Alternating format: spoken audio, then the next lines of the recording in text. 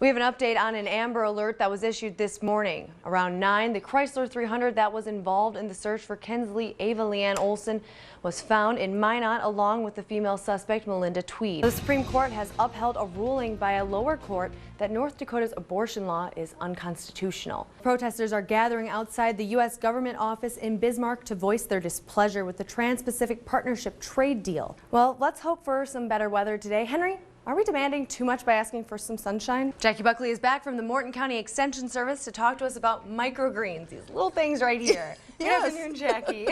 A body was found behind runnings in downtown Bismarck this morning. We're going live now from the scene for an update from Sarah Berlinger. Sarah, what's happening? The number of Americans who do not have medical insurance has dropped dramatically over the last 2 years. Bismarck police are investigating a construction trailer break-in where more than $8,000 worth of items were stolen.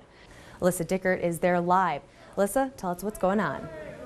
Really cute. I always enjoy when that happens. Touchdown. I don't know if that's the proper rugby term. Not certain. Joining me today from Furry Friends Rock and Rescue, Vice President Julie Shirato and Marketing Director Brandy Schmidt, as well as Sadie the Chihuahua. So good afternoon, so excited to have you on here. Witnesses tell our sister station Valley News Live that one person was sent to the hospital after a crash on Highway 13 near Wahpeton this morning. We'll start your Thursday with some breaking news. We've had reports that Bismarck State College is under a lockdown. Now, a spokesperson confirms this, and a student contacted us and said that they received notification that this is not a test.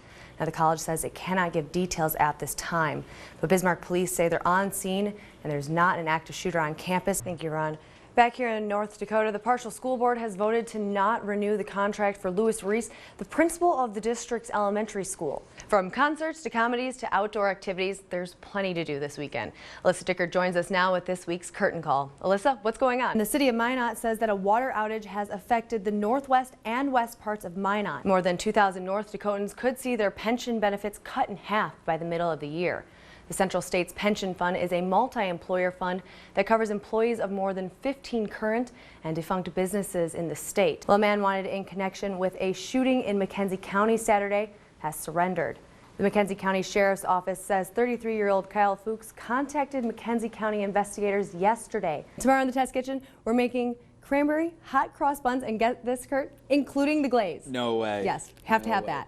Our Governor Jack Dalrymple announced that most state agencies would be forced to forfeit more than 4% of their general fund budget.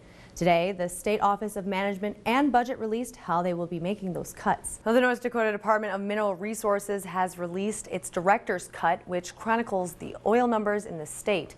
As of Friday, the current oil rig count is 49, the lowest it's been since August of 2009 when it was 45. This is something that you might know a little bit more about than I do, but just you want to check this out. NASA shared a cool video of a solar outburst getting sucked back into the sun. I don't know anything about that. Interesting. Coronal mass ejection. All right, see, you got that one there. Good morning, Megan and Mark. Now, the weather isn't the only thing that'll chill you to your bones. It actually is cutting through my clothing, and the snowflakes moving pretty fast. Once they hit you, they kind of feel like pebbles are being thrown at you, especially when they hit you in the face. He's a 35-year-old white male, about 5'9", 179 pounds, brown hair, a goatee, and blue eyes. It's extremely important to be careful during these conditions.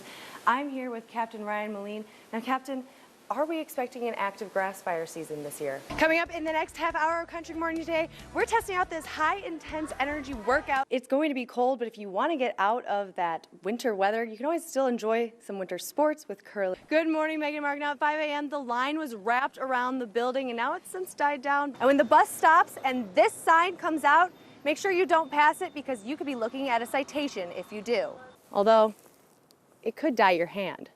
Now I have my whole zombie, my brave face on, but I've had some time to work myself up and I'm a little terrified. Hopefully we don't get any more snow, but you know, I'm not a meteorologist, so Kurt, how is that going to affect us, and are we going to be seeing any more snow today? It is served with attitude. They've got these great names for them too, about 6 different blends, and Steve, you got names like Atomic Hunk for your coffee, Back in Black. We're not going to go through all the houses because I don't want to give all the scares away. That's why you have to come to the haunted house. By law, public schools are allowed to teach religion. The rule is teach all of them or none of them at all. The Sagsvig neighborhood isn't growing, and the school already has low enrollment rates. Add the age of the building, plus $2.5 million in renovations as just a few reasons why this school could be repurposed.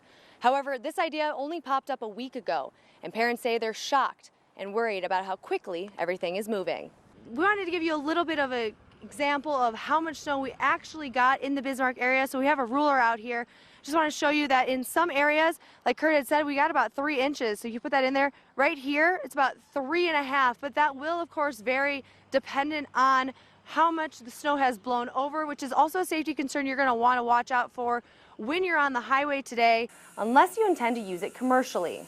Right now, only 25 students said they wanted them, but only 18 are checked out. I'm going to have to throw in the towel right now here, but if you want to come check out Horror on Harmon, make sure you come out tomorrow night on Halloween, 1408 Harmon Avenue from 6 to 11. All donations go to the Girl Scouts, Dakota Horizon Girl Scout Group. All right, see you guys back at the studio. All right. Jab, jab, cross, cross, knee, knee.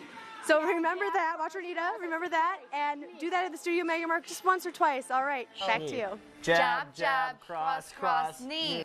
When the stones come out, your foot comes in between and kick. That was a great slide. Oh, I just want to get to the black line. No.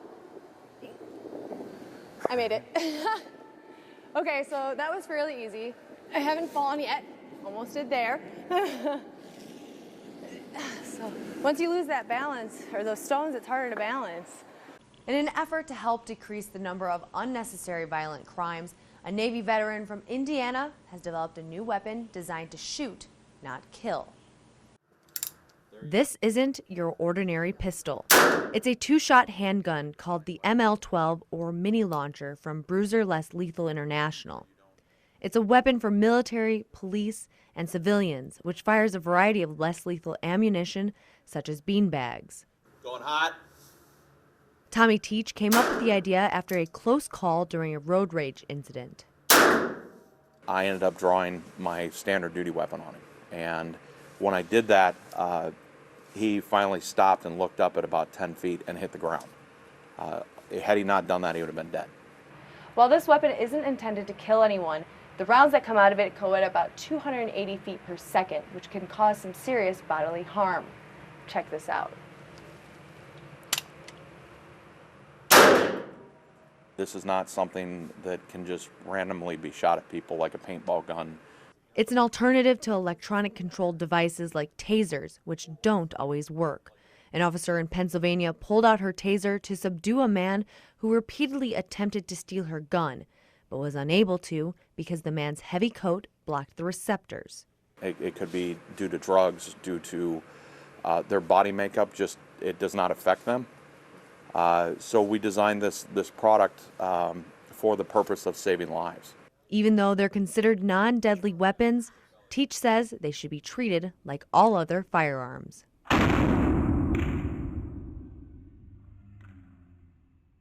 Teach says more than 24 police forces and other countries are using the portable weapon, and the Mini Launcher 12 can be purchased by civilians as well for about $600.